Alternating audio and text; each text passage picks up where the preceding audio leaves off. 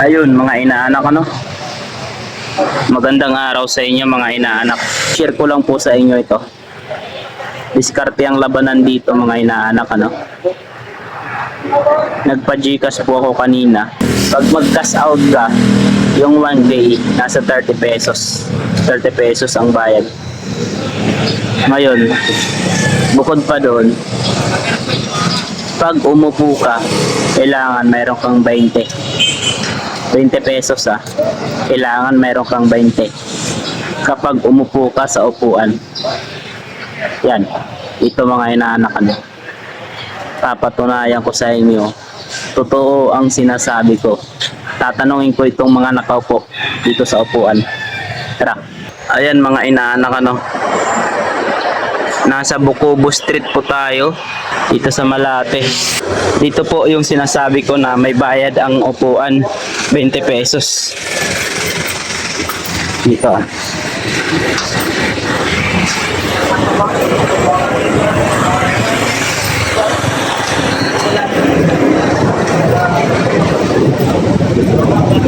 Yan na, mga inaanak, ano.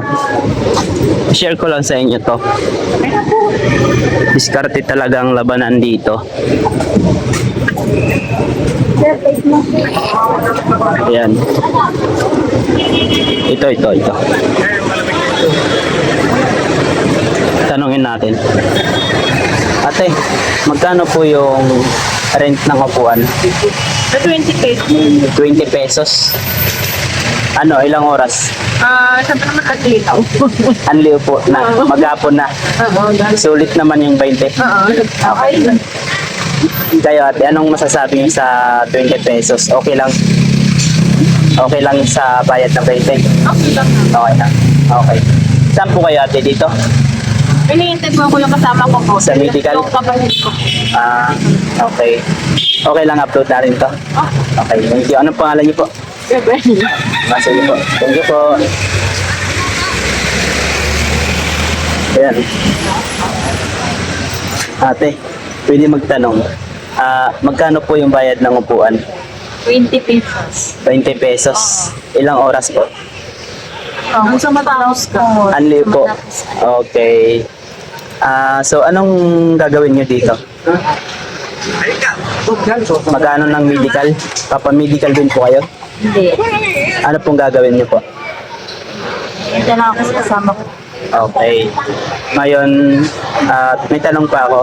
Okay naman po sa 20 pesos para sa inyo? Okay lang. Sige po. Salamat po. Okay lang, upload natin to sa Facebook. Sige po. Ano po pangalan nyo, te? Okay. Sige po. Thank you, ate. Yan po mga inaanak, ano. So, ayun mga inaanak, ano. Napagtanungan na natin sila at narinig nyo naman ang sagot nila, di ba? 20 pesos ang bayad ng upuan dito. Dito yan sa G. Bukobo Street. Dito po nagpapamedical yung boss ko. Ayan, dyan. Dyan po. Papuntang US.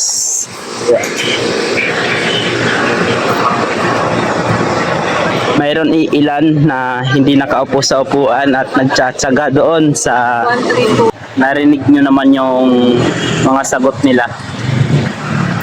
Satisfied naman po sila doon sa binayad na 20 pesos. Ayan. Itong video na ito, hindi po against doon sa upuan na magbabayad ka ng 20. Naisipan ko lang ito videoan para ma-share sa inyo na kahit anong diskarte mo sa buhay, basta sa malinis na pamamaraan, kumikita ka at hindi ka nanlalamang sa kapwa mo. Ayan, inspire po ako dito sa mga diskarte. Sana maging madiskarte tayo mga Pilipino, ano. Yun lang po, at sana may natutunan kayo itong video na ito.